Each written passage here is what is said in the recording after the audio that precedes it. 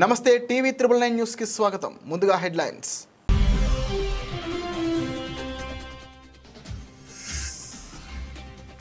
భారత్ దాడి నిజమే, మా స్థావరం ధ్వంసమైంది. పాక్ బండారం బయటపెట్టిన లష్కరే ఉగ్రవాది.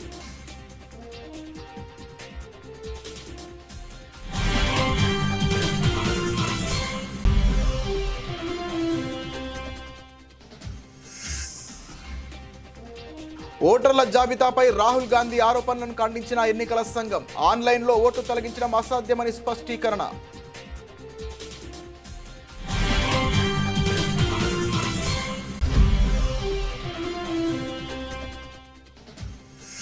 ఆపరేషన్ సింధూర్, పాక్పై అర్ధరాత్రి దాడికి అసలు కారణం చెప్పిన సిడిఎస్ అనిల్ చౌహాన్. సామాన్య ప్రజల ప్రాణ నష్టం నివారించడానికే ఈ నిర్ణయం తీసుకున్నట్టు వెల్లడి.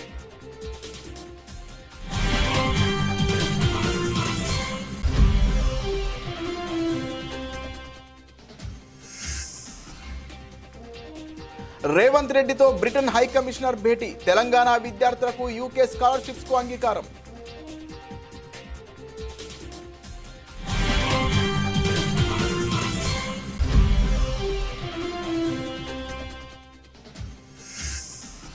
జీఎస్టీ 2.0 సంస్కరణలపై దేశంలోనే తొలి తీర్మానం చేసిన ఏపీ శాసనసభ. సంస్కరణలు దేశానికి గేమ్ చేంజర్ అని అభివర్ణించిన సీఎం చంద్రబాబు.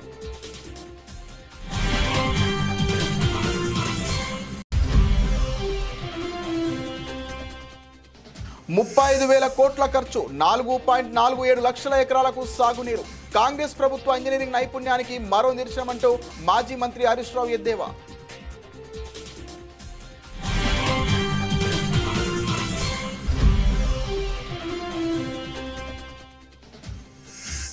వైసీపీ ఎమ్మెల్సీలతో జగన్ సమావేశం. మండలిలో ప్రభుత్వాన్ని నిలదీయాలని దిశానిర్దేశం. ప్రజా సమస్యలపై గలం విప్పాలని సూచన.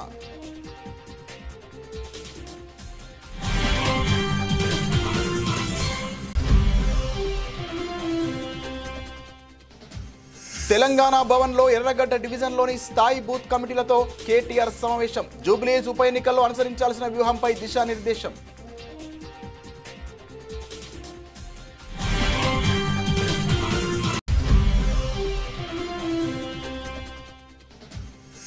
విజయవాడ ఉత్సవ పేరుతో స్టాల్స్ నిర్వాహకుల నుంచి లక్షలు దండుకుంటున్నారు. ఆగ్రహం వ్యక్తం చేసిన మాజీ మంత్రులు పేర్ని నాని, వెల్లంపల్లి శ్రీనివాస్.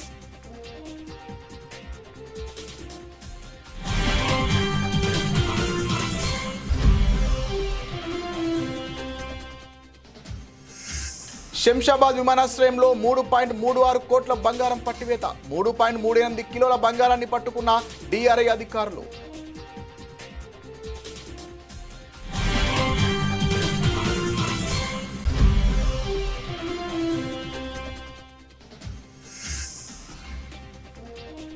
మోహన్ లాల్ వృషభ టీజర్ విడుదల. దీపావళి కానుకగా ప్రేక్షకుల ముందుకు రాబోతున్న చిత్రం.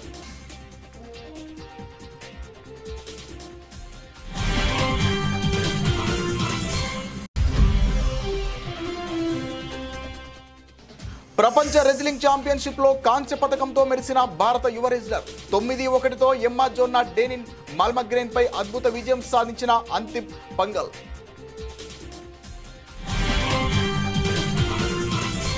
పాకిస్తాన్ కేంద్రంగా పనిచేస్తున్న ఉగ్రవాద సంస్థల గుట్టు ఒక్కొక్కటిగా రట్టవుతోంది.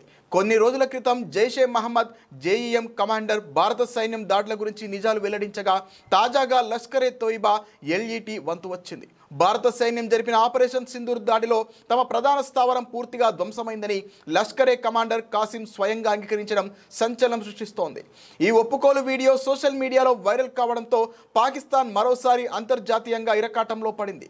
సోషల్ మీడియాలో విస్తృతంగా ప్రచారమవుతున్న ఒక వీడియోలో లష్కరే కమాండర్ కాసిం పాకిస్తాన్లోని మురిద్కేలో నిర్మాణంలో ఉన్న ఒక ప్రదేశం ముందు నిలబడి మాట్లాడాడు. భారత్ జరిపిన దాడిలో ధ్వంసమైన మర్కజ్ తైబా శిథిలాలపై తాను నిలబడి ఉన్నాను. దీని పునర్నిర్మాణ ప్రక్రియ కొనసాగుతోంది. దేవుడి దయతో ఈ మసీదును మునుపటి కంటే పెద్దదిగా నిర్మిస్తామని పేర్కొన్నారు. ఈ ఏడాది మే 7న జమ్మూ కాశ్మీర్లోని పహల్గామ్లో ఉగ్రవాదులు 26 మంది పౌరులను హతమార్చిన ఘటనకు ప్రతీకారంగా భారత సైన్యం ఆపరేషన్ సింధూర్ పేరిట పాకిస్తాన్ పీఓకే లేని 9 ఉగ్ర స్థావరాలపై ఏకకాలంలో దాడులు జరిపింది.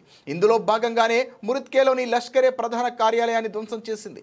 అయితే ఆ భవనాన్ని ఉగ్రవాద సంస్థ ఇకపై ఉపయోగించడం లేదని పాకిస్తాన్ బుకాయించే ప్రయత్నం చేసింది.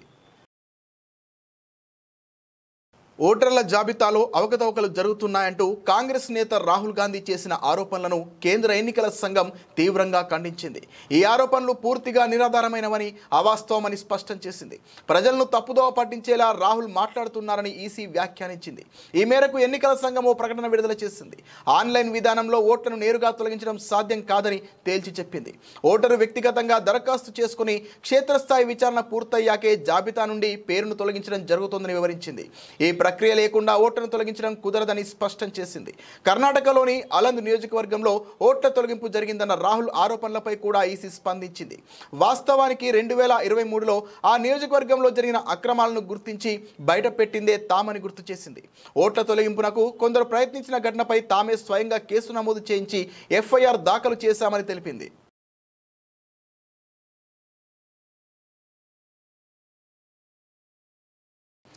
పాకిస్తాన్పై భారత సైన్యం చేపట్టిన ఆపరేషన్ సింధూర్లో తొలి దాడిని అర్ధరాత్రి సమయంలో నిర్వహించడానికి గల కారణాన్ని సిడిఎస్ జనరల్ అనిల్ చౌహాన్ వెల్లడించారు. సామాన్య పౌరులకు ఎలాంటి హాని జరగకూడదన్న ఏకైక ఉద్దేశంతోనే ఈ వ్యూహాత్మక నిర్ణయం తీసుకున్నామని ఆయన స్పష్టం చేశారు. జార్ఖండ్లోని రాంచీలో పాఠశాల విద్యార్థులతో ఆయన ముచ్చటించారు. ఈ సందర్భంగా ఆయన మాట్లాడుతూ సామాన్య పౌరుల ప్రాణ నష్టాన్ని నివారించేందుకే మే 7వ తేదీన అర్ధరాత్రి 1 గంటకు తొలిసారి దాడి జరిపామని తెలిపారు. రాత్రివేళ సుదూర లక్ష్యాలను అత్యంత ఖచ్చితత్వంతో ఛేదించడానికి ప్రత్యేక నైపుణ్యాలు, ప్రయత్నాలు అవసరమవుతాయని ఆయన వివరించారు. ఈ కార్యక్రమంలో విద్యార్థులను ఉద్దేశించి ఆయన ఇంకా మాట్లాడుతూ సైన్యంలో బంధుప్రీతికి ఎంత మాత్రం తావులేదని అన్నారు. దేశానికి సేవ చేయాలన్నా, దేశ విదేశాలు చుట్టి రావాలన్నా మీరు సైన్యంలో చేరాలని విద్యార్థులకు పిలుపునిచ్చారు. ఆపరేషన్ సింధూర్ ఇంకా కొనసాగుతోందని ఆయన తెలియజేశారు. पहली चीज है, बाकी सब आपने पढ़ा हुआ होगा, काफ़ी विश्लेषण हो चुका है, अखबारों में है. हमने जो है 7 तारीख को जो टेररिस्ट टारगेट्स 9 चुने थे, उनको हमने रात के 1 बजे लेकर के 1:30 बजे के बीच में स्ट्राइक किया. आपको पता है इसके पहले बालाकोट के ऑपरेशन हुए थे, और बालाकोट के ऑपरेशन हम कहते रह गए कि ये हमने मारे हैं, सक्सेसफुल हैं, लेकिन एविडेंस या इस तरह की सैटेलाइट इमेजरी या फोटोग्राफ नहीं थी. लेकिन अब जो हम कर रहे थे, रात के 1:30 बजे क्यों किया हमने? 1 बजे, वो तो सबसे अंधेरा होता है, सबसे मुश्किल होगा सैटेलाइट इमेजरी लेना, उसकी फोटोग्राफ लेना, एविडेंस कलेक्ट करना. फिर भी हमने रात के 1 या 1:30 बजे किया. ऐसा क्यों था?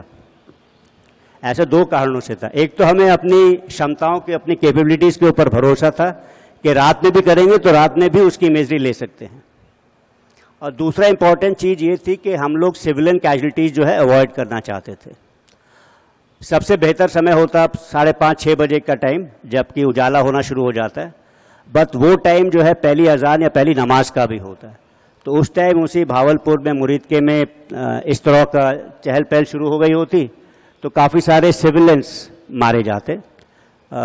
हो सकता है वो टेररिज्म के साथ उनका कनेक्शन हो ना हो, तो हम लोग वो चीज़ अवॉइड करना चाहते थे कंप्लीटली. इसीलिए जो समय जो है हमने 1 से 1:30 बजे का चुना. 7 तारीख తెలంగాణ విద్యార్థులకు ఉన్నత విద్యను మరింత చేరువ చేసే దిశగా రాష్ట్ర ప్రభుత్వం ఒక ముఖ్యమైన ముందడుగు వేసింది. యూకే ప్రభుత్వం అందించే చెవెనింగ్ స్కాలర్షిప్స్ను రాష్ట్రంలోని ప్రతిభావంతులైన విద్యార్థులకు అందజేయడానికి బ్రిటన్ అంగీకరించింది. ముఖ్యమంత్రి రేవంత్ రెడ్డితో జరిగిన సమావేశంలో భారత British high commissioner Lindy Cameron ఈ హామీ ఇచ్చారు. గురువారం జూబ్లీహిల్స్లోని ముఖ్యమంత్రి నివాసంలో ఈ సమావేశం జరిగింది. కో ఫండింగ్ ప్రాతిపదికన ఈ స్కాలర్షిప్స్ను అందించడానికి ఆమె సుముఖత వ్యక్తం చేశారు. ఈ సమావేశంలో రాష్ట్రం విద్య, అభివృద్ధి, పెట్టుబడులకు సంబంధించిన పలు కీలక అంశాలపై చర్చించారు. తెలంగాణలో ప్రభుత్వం తీసుకురానున్న నూతన విద్యా విధానం ముసాయిదాను ముఖ్యమంత్రి రేవంత్ రెడ్డి బ్రిటిష్ హై కమిషనర్కు వివరించారు. రాష్ట్రంలోని ప్రభుత్వ ఉపాధ్యాయులు, ప్రొఫెసర్ల నైపుణ్యాలను మెరుగుపరచడానికి ప్రత్యేక శిక్షణ కార్యక్రమాలను ఏర్పాటు చేయాలని ముఖ్యమంత్రి కోరారు. దీనికి లిండీ కామెరాన్ సానుకూలంగా స్పందించారు. అనంతరం రాష్ట్రంలో పెట్టుబడులకు ఉన్న అవకాశాలను ముఖ్యమంత్రి వివరించారు. ముఖ్యంగా ప్రభుత్వం ప్రతిష్టాత్మకంగా చేపడుతున్న మూసీ రివర్ ఫ్రంట్ అభివృద్ధి ప్రాజెక్టులో బ్రిటిష్ కంపెనీలు భాగస్వాములు కావాలని ఆయన ఆహ్వానించారు. ముఖ్యమంత్రి రేవంత్ రెడ్డి చేసిన ప్రతిపాదనలన్నిటికీ British high commissioner Lindy Cameron సానుకూలంగా స్పందించినట్లు ప్రభుత్వ వర్గాలు తెలిపాయి. ఈ సమావేశంలో తెలంగాణ, బ్రిటన్ మధ్య ద్వైపాక్షిక సంబంధాలు మరింత బలపడతాయని భావిస్తున్నారు.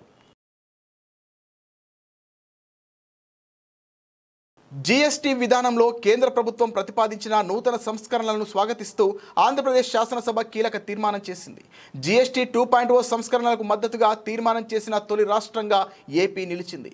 ఈ తీర్మానంపై ముఖ్యమంత్రి చంద్రబాబు మాట్లాడుతూ ఈ సంస్కరణలు దేశ ఆర్థిక వ్యవస్థలో ఒక గేమ్ చేంజర్గా నిలుస్తాయని అభివర్ణించారు. కేంద్రం తీసుకున్న ఈ నిర్ణయం ప్రజలకు దసరా, దీపావళి పండుగలను ముందుగానే తీసుకువచ్చిందని ఆయన హర్షం వ్యక్తం చేశారు. ఈ సందర్భంగా చంద్రబాబు మాట్లాడుతూ గతంలో దేశంలో పన్నుల వ్యవస్థ అత్యంత సంక్లిష్టంగా ఉండేదని గుర్తు చేశారు. సిఎస్టీ, వ్యాట్ వంటి 17 రకాల పన్నులు, 13 రకాల సెస్లు, సర్ఛార్జీలతో ప్రజలు, వ్యాపారులు తీవ్ర ఇబ్బందులు పడేవారని అన్నారు. ఒక దేశం ఒకే పన్ను అనే నినాదంతో ప్రధాని మోదీ తెచ్చిన జీఎస్టీ ఇప్పుడు 2 స్లాబ్లతో మరింత సరళతరంగా మారిందని ప్రశంసించారు.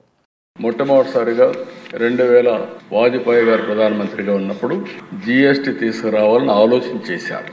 ఆ తర్వాత వచ్చిన గవర్నమెంట్ ఏం పట్టించుకోకపోతే మొట్టమొదటిసారిగా నరేంద్ర మోడీ గారు ప్రధానమంత్రి అయిన తర్వాత ఇప్పటికి కూడా జ్ఞాపకం, ఆ రోజు అరుణ్ జైట్లీ గారు ఫైనాన్స్ మినిస్టర్, ఆయన అందరితో మాట్లాడి అవసరమైతే మీకు నష్టం వస్తే నష్టం కూడా మేము భర్తీ చేస్తామని చెప్పి కన్విన్స్ చేసి మొట్టమొదటిసారిగా జీఎస్టీ తీసుకొచ్చారు. ఆ జీఎస్టీ వచ్చిన తర్వాత దిశ ఒక గేమ్ చేంజర్గా తయారైంది. అవన్నీ నేను చూపిస్తాను. ఈరోజు నెక్స్ట్ రిఫార్మ్ జీఎస్టీ 2వ రిఫార్మ్ తీసుకొచ్చారు. ఇది మీరు ఒకసారి చూస్తే నాకు ఏమాత్రం అనుమానం లేదు.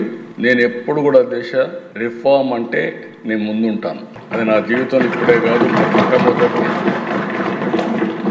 ఒక ఆర్థిక సంస్కరణలన్నా, ట్యాక్స్ రిఫార్మ్స్ అన్నా, టెక్నాలజీ రిఫార్మ్స్ అన్నా నేను ముందుంటాను. చాలాసార్లు ఒక విషయం చెప్పాను, మనందరం గుర్తుపెట్టుకోవాల్సింది, అభివృద్ధి జరిగితే సంపద సృష్టించబడుతుంది. సంపద సృష్టిస్తే ప్రభుత్వానికి ఆదాయం వస్తుంది.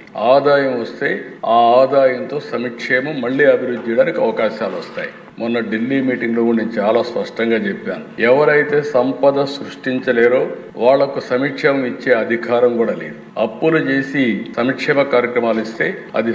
కాంగ్రెస్ ప్రభుత్వం భారీ వ్యయంతో నిర్మించి తలపెట్టిన ప్రాణహిత చేవళ్ల ప్రాజెక్టుపై బీఆర్ఎస్ ఎమ్మెల్యే హరీష్ రావు విమర్శలు గుప్పించారు. మేడిగడ్డ నుంచి మల్లన్న సాగర్ ప్రాజెక్టు మొత్తం ఖర్చు 84,000 కోట్లు అయితే కేవలం తమ్మిడిహెట్టి నుంచి ఎల్లంపల్లి వరకు చేపట్టే ప్రాణహిత చేవెళ్లకు 35,000 కోట్లు వెచ్చిస్తున్నారని చెప్పారు. 35,000 కోట్లు ఖర్చు చేసి కేవలం 4.47 లక్షల ఎకరాలకు సాగునీరు ఇవ్వాలనే ఆలోచన అద్భుతం, అమోఘమని ఎద్దేవా చేశారు. కాంగ్రెస్ ప్రభుత్వ ఇంజనీరింగ్ నైపుణ్యానికి ఇది మరో నిదర్శనమని ధ్వజమెత్తారు. కాళేశ్వరం ప్రాజెక్టుతో పోల్చితే 3వ వంతు ఖర్చు చేస్తూ 10వ వంతు ఎకరాలకు కూడా నీళ్లు ఇవ్వడని మండిపడ్డారు. మేడిగడ్డ టు మల్లన్న సాగర్ మొత్తం ప్రాజెక్టు ఖర్చు 84,000 కోట్లయితే జస్ట్ తమ్మిడిహెట్టి టు ఎల్లంపల్లికి 35,000 కోట్లు. కాళేశ్వరం పథకంతో 37 లక్షల ఎకరాల ఆయకట్టుకు నీళ్లు ఇవ్వాలనేది లక్ష్యమైతే ప్రాణహిత చేవళ్ల ప్రాజెక్టుతో కేవలం 4.47 లక్షల ఎకరాలకే సాగునీరు. కాళేశ్వరంలో నీటి వినియోగం 240 టీఎంసీలు అయితే ప్రాణహిత చేవెళ్లలో 80 టీఎంసీలు మాత్రమే. కాళేశ్వరం ప్రాజెక్టుతో పోల్చితే 3వ వంతు ఖర్చు చేస్తూ 10వ వంతు ఎకరకు కూడా నీళ్లు ఇవ్వరు. 35,000 కోట్లు ఖర్చు చేసి కేవలం 4.47 లక్షల ఎకరాలకు సాగునీరు ఇవ్వాలనే ఆలోచన అద్భుతం, అమోఘం. కాంగ్రెస్ ప్రభుత్వం ఇంజనీరింగ్ నైపుణ్యానికి ఇది మరో నిదర్శనం. ఇది కదా అసలైన మార్పు అంటే అంటూ మాజీ హరీష్ రావు విమర్శలు గుప్పించారు.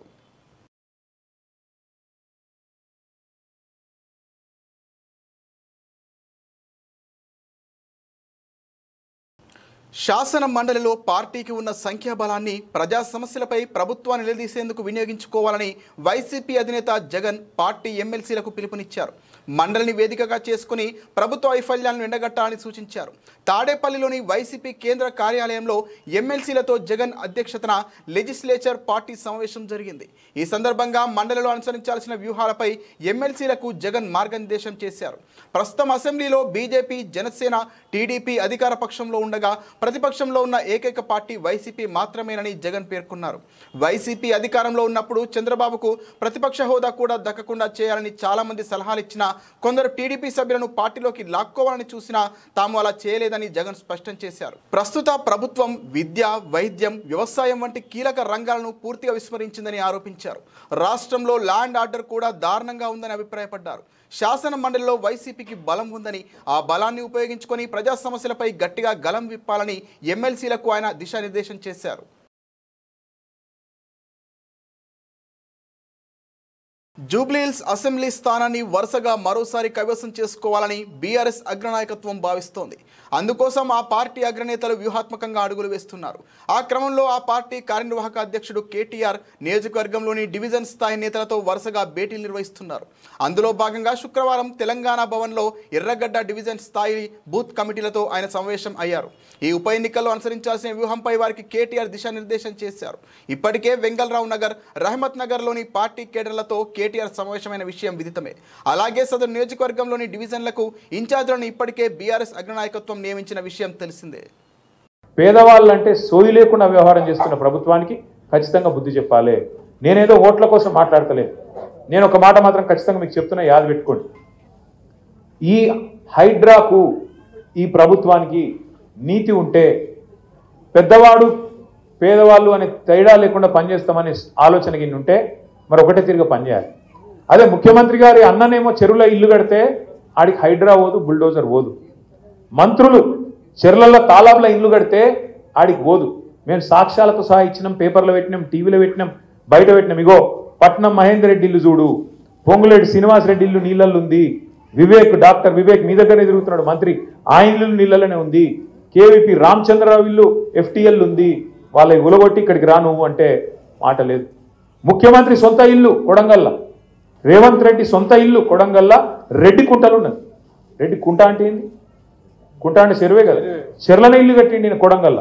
ఇక్కడికి వచ్చేమో పెద్ద పెద్ద మాటలు చెప్తాడు. వాళ్ళ అన్న దుర్గం చెరువులో కట్టిండి ఇక్కడ ఇల్లు, తాలాబులు ఉంది అది కూడా. ఆ ఇల్లుకు ముట్టరు, హైడ్రా పోదు. కానీ ఈజీగా దొరికేటోళ్ళు ఎవరు? గరీబోళ్ళు. అడిగేటోడు లేడు, మిమ్మల్ని కాపాడేటోడు లేడు అన్నట్టు, మీకు ఆవాజ్ లేదన్నట్టు కొట్టేస్తాం. తోడు దెంగే కోన్ దేగితే క్యాకరితే క్యాకరలేదు అన్నట్టుగా ఈరోజు వ్యవహారం ఉన్నది. దయచేసి నేను మిమ్మల్ని కోరుతున్నా, ఇవాళ ప్రభుత్వం కాంగ్రెస్ పార్టీ వాడు ఏమంటుండంటే మాకు ఓటేసి నీ ఏళ్ళతో నీ కంటినే పొడిపించే కుట్ర చేస్తున్నాడు. మీరిగిన ఓటేస్తే కాంగ్రెస్ పార్టీకి పొరపాటున వాళ్ళు బెదిరిస్తేనో భయపడితేనో ఇది బంద్ అవుతుంది అది బంద్ అవుతుంది అని బెదిరితే మీ ఏళ్ళతో మీ కన్నే ఒడుచుకున్నట్టు అవుతుంది. మీ ఇల్లు కూలగొట్టుమని హైడ్రాకు మీరే లైసెన్స్ ఇచ్చినట్టు అవుతుంది. యాది పెట్టుకుని ఈ మాట. ఒకవేళ మీకు కనుక రేపటి రోజున మళ్ళా కేసీఆర్ రావాలి అంటే సురుకు పెట్టుడు కాంగ్రెస్ పార్టీకి ఇప్పటి నుంచే మొదలు పెట్టాలి. జూబ్లీహిల్స్ నుంచే మన జయత్ర యాత్ర మొదలు కావాలి. జూబ్లీహిల్స్ నుంచే మన జయత్ర యాత్ర మొదలు కావాలి. లేకపోతే ఈ కాంగ్రెస్ పార్టీ మామూలు పార్టీ కాదు. విజయవాడ కనకదుర్గమ్మ నవరాత్రి ఉత్సవాల విశిష్టతకు భంగం కలిగించేలా అధికార తెలుగుదేశం నేతలు వ్యవహరిస్తున్నారని వైఎస్ఆర్సీపీ నేతలు మండిపడ్డారు. విజయవాడలో ఏర్పాటు చేసిన మీడియా సమావేశంలో మాజీ మంత్రులు పేర్ని వెంకటరామయ్య అలియాస్ నాని, వెల్లంపల్లి శ్రీనివాస్, ఎన్టీఆర్ జిల్లా పార్టీ అధ్యక్షులు దేవినేని అవినాష్, మాజీ ఎమ్మెల్యే మల్లాది విష్ణులు మాట్లాడుతూ నవరాత్రి అమ్మవారి ఉత్సవాల ఆధ్యాత్మిక వాతావరణాన్ని కలుషితం చేసేలా తెలుగుదేశం ఎంపీ కేశినేని చిన్ని ఆధ్వర్యంలో విజయవాడ ఉత్సవ పేరుతో కమర్షియల్ కార్యక్రమాలను పెద్ద ఎత్తున ఏర్పాటు చేయాలనుకునే ఆలోచనలను తక్షణం విరమించుకోవాలని డిమాండ్ చేశారు. గొడుగుపేట వెంకటేశ్వర స్వామి ఆలయ భూముల్లో భారీగా ఏర్పాటు చేస్తున్న ఈ ఉత్సవ ముసుగులో టీడీపీ నేతలు తమ దోపిడీకి రంగం సిద్ధం చేసుకున్నారని ఆగ్రహం వ్యక్తం చేశారు. దసరా పేరు చెబితే గుర్తుకు వచ్చే అమ్మవారి ఉత్సవాలకు పోటీగా అన్ని హంగులతో వినోదం, ఆహ్లాదం అంటూ ఏర్పాటు చేస్తున్న ఈ ఉత్సవం వెనుక కోట్లాది రూపాయల అవినీతి దాగి ఉందని ధ్వజమెత్తారు. మీరు ఈ విజయవాడ నగరాన్ని అభివృద్ధి చేయకపోయినా పర్లేదు, కానీ ఈ విజయవాడ నగర ఖ్యాతిని తగ్గించే విధంగా మీరు పనిచేస్తున్నారు. మొన్న మా కాన్స్టిట్యున్సీలో నాకు తెలిసి 7 ఎమ్మెల్యేను ఒక ఎమ్మెల్యే మాట్లాడాడు. పశ్చిమ నియోజకవర్గంలో చందాలు ఉత్సవాల పేరుతో డబ్బులు వసూలు చేస్తే మర్యాదగా ఉండదని చెప్పని. నాకు తెలిసి ఇవన్నీ కూడా మరి కేసీఆర్ చిన్నిగా సమాధానం చెప్పాలి. దీనికి వాళ్ళ సభ్యుల్లో 7 సభ్యుల్లో ఒక సభ్యుడే ఆయన కూడా పశ్చిమ నియోజకవర్గం సంబంధించి వసూలు చేయొద్దని. ఎందుకంటే అంత దారుణంగా వ్యాపారస్తుల్ని వేధించుకుంటూ ఉత్సవాల పేరుతో ఒక పక్కేమో వినాయక చవితి ఉత్సవాలని చెప్పని లక్షలు వసూలు చేయడం, వనభోజనాలు చెప్పి డబ్బులు వసూలు చేయడం, వీళ్ళకి బినామీలుగా కేసీఆర్ చిన్నికి బినామీలుగా కొంతమంది తెలుగుదేశం నాయకులు పెట్టుకుని చోటా నాయకులు పెట్టుకుని ప్రతి షాప్ కి వెళ్లి డబ్బులు వసూలు చేస్తున్నారు. మీరు రియల్ ఎస్టేట్ వ్యాపారం లాగా 10x10 సైజ్ ఇస్తే కనుక 3,50,000 అని చెప్పని ఏంటండి రేట్లు ఏంటండి? మీరు 40 ఎకరాలకి 45 లక్షలు ఇచ్చేసి మేము బాగా ఇచ్చేసామని చెప్పుకున్నారు కదా. 10x10 సైజ్ వచ్చి 3.5 లక్షలు ఏంటండి 56 రోజులకి? ఎన్ని కోట్లు సంపాదిస్తున్నారు ఈ డబ్బులతో? ఎన్ని కోట్లు? ఒక్కొక్క స్టాల్ కి 3 లక్షల రూపాయలు అంటే 10x10 సైజ్ అయితే కనుక వీళ్ళు చేసేది వ్యాపారం. అమ్మో ఇప్పటిదాకా మన అమ్మవారి నవరాత్రులు జరుగుతున్నటువంటి తరుణంలో దానికి ప్రత్యామ్నాయంగా మీరు విజయవాడ ఉత్సవం అని పెట్టకూడదు. అసలు మీరు అమ్మవారి ఉత్సవాల నిర్వహణకేమో మీరు శ్రద్ధ తీసుకోరు, బాధ్యత తీసుకోరు. ఆ ఉత్సవాలప్పుడు ఎంత హడావుడిగా ఉంటుంది. రాష్ట్ర వ్యాప్తంగా ఉమ్మడి రాష్ట్రంలో కానీ పక్క రాష్ట్రాల నుంచి కానీ పోలీస్ కానీ రెవెన్యూ కానీ మున్సిపల్ కానీ హెల్త్ కానీ అన్ని ప్రభుత్వ శాఖలు కూడా ఆ ఉత్సవాలని విజయవంతం చేయాలి అని చెప్పనే ఒక ఆలోచనలో ఉంటే ఒక ప్యారలల్ గా విజయవాడ ఉత్సవం అని చెప్పి ఆ విజయవాడ చరిత్ర అసలు మీకు తెలుసా? విజయవాడ చరిత్ర తెలియకుండా మీ ఇష్టానుసారంగా 100 మంది దగ్గర 10 లక్షల చొప్పున మీరు వసూలు చేశారనంటే వైబ్రెంట్ విజయవాడ అని చెప్పని అసలు రాష్ట్రంలో పరిస్థితి ఏంటి? వ్యాపారస్తులు ఏ విధంగా ఉన్నారు? వ్యాపారాలు లేక అల్లాడిపోతున్నటువంటి తరుణంలో ఆర్థిక మాధ్యమం ఏర్పడి గగ్గోలు పెడుతున్నటువంటి తరుణంలో విజయవాడ నగరంలో ఈ చందాలు వసూలు చేసేటటువంటి కార్యక్రమం ఏంటి? శివనాథ్ అలియాస్ చిన్ని గారు ఆయన ఎంత అత్యుత్తమం అంటే ప్రజాసేవ పట్టదు, బెజవాడ పార్లమెంట్ ప్రజలు పట్టరు.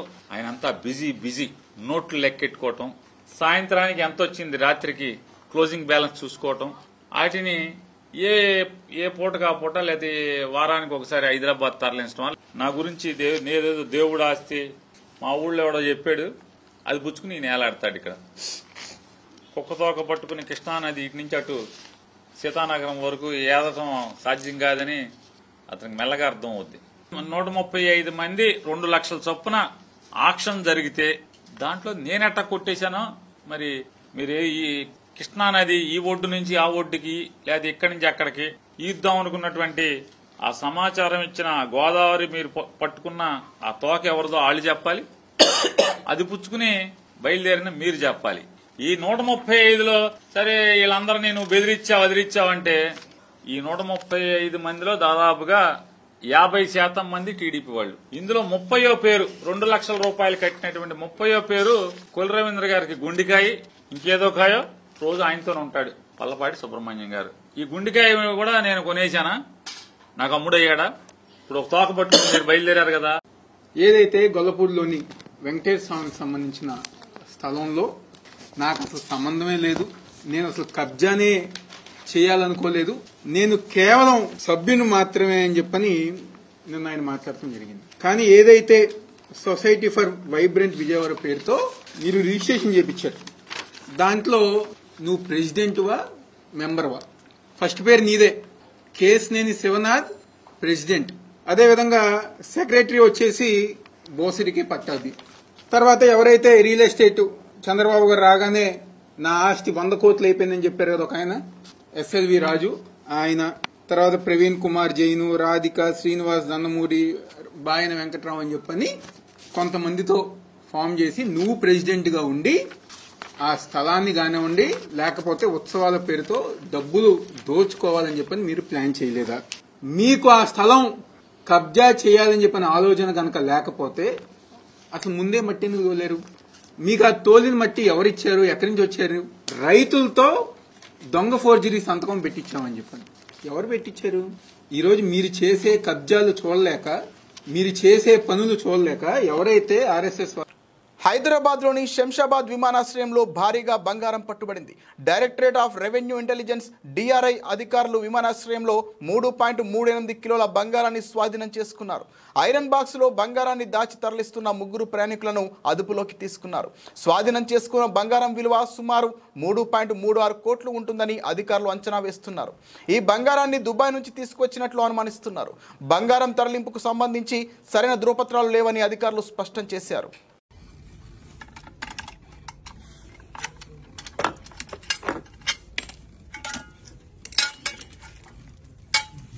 Open it and show. How many pieces are there?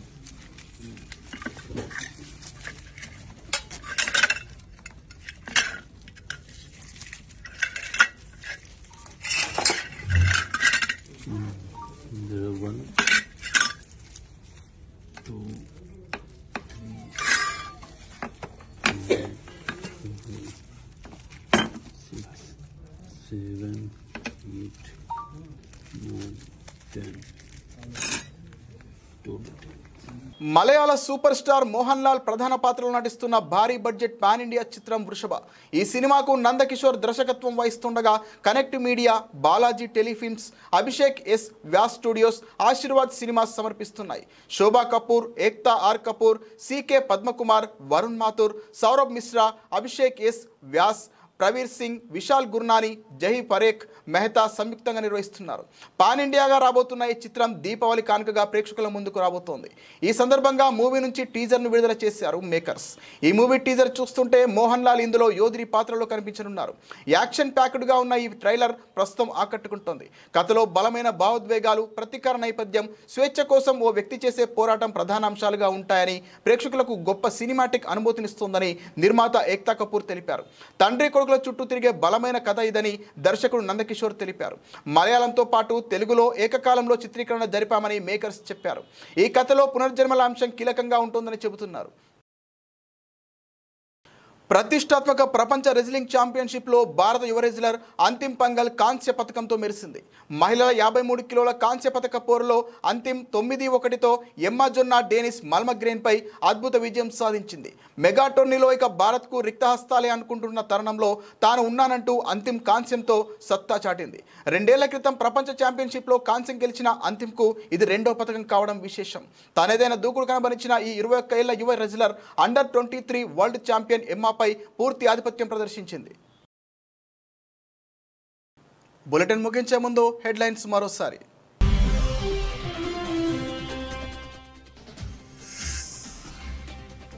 Bharat దాడి నిజమే, మా స్థావరం ధ్వంసమైంది. పాక్ బండారం బయటపెట్టిన లష్కరే ఉగ్రవాది.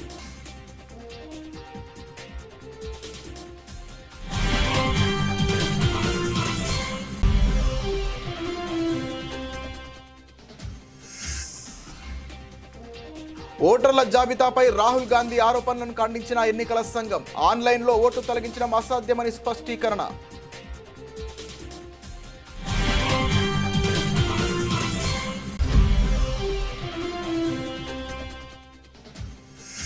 ఆపరేషన్ సింధూర్, పాక్పై అర్ధరాత్రి దాడికి అసలు కారణం చెప్పిన సిడిఎస్ అనిల్ చౌహాన్. సామాన్య ప్రజల ప్రాణ నష్టం నివారించడానికే ఈ నిర్ణయం తీసుకున్నట్టు వెల్లడి.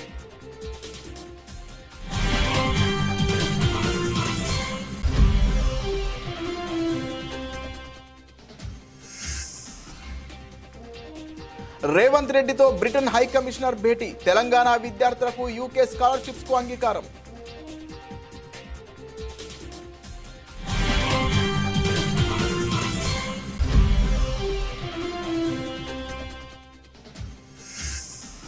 జీఎస్టీ 2.0 సంస్కరణలపై దేశంలోనే తొలి తీర్మానం చేసిన ఏపీ శాసనసభ. సంస్కరణలు దేశానికి గేమ్ చేంజర్ అని అభివర్ణించిన సీఎం చంద్రబాబు.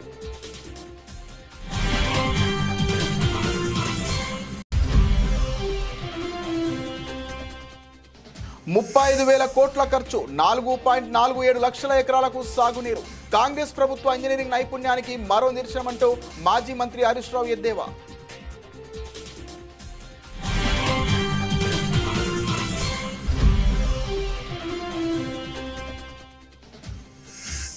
వైసీపీ ఎమ్మెల్సీలతో జగన్ సమావేశం. మండలిలో ప్రభుత్వాన్ని నిలదీయాలని దిశానిర్దేశం. ప్రజా సమస్యలపై గలం విప్పాలని సూచన.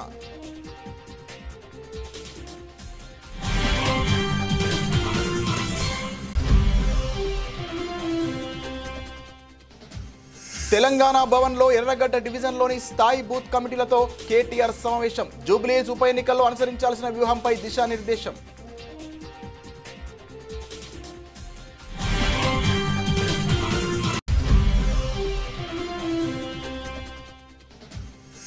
విజయవాడ ఉత్సవ పేరుతో స్టాల్స్ నిర్వాహకుల నుంచి లక్షలు దండుకుంటున్నారు. ఆగ్రహం వ్యక్తం చేసిన మాజీ మంత్రులు పేర్ని నాని, వెల్లంపల్లి శ్రీనివాస్.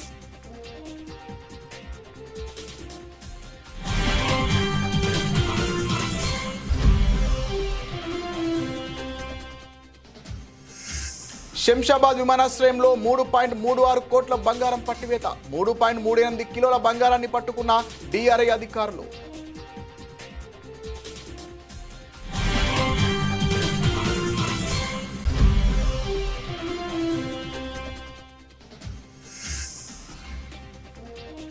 మోహన్ లాల్ వృషభ టీజర్ విడుదల. దీపావళి కానుకగా ప్రేక్షకుల ముందుకు రాబోతున్న చిత్రం.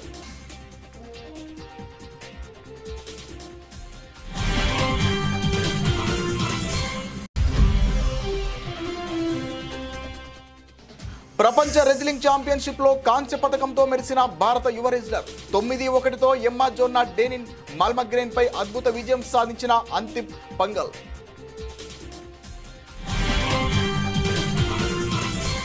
ఇది ఇవాల్టి బులెటిన్. మరిన్ని వార్తల సమాహారంతో మళ్ళీ కలుద్దాం. నమస్తే.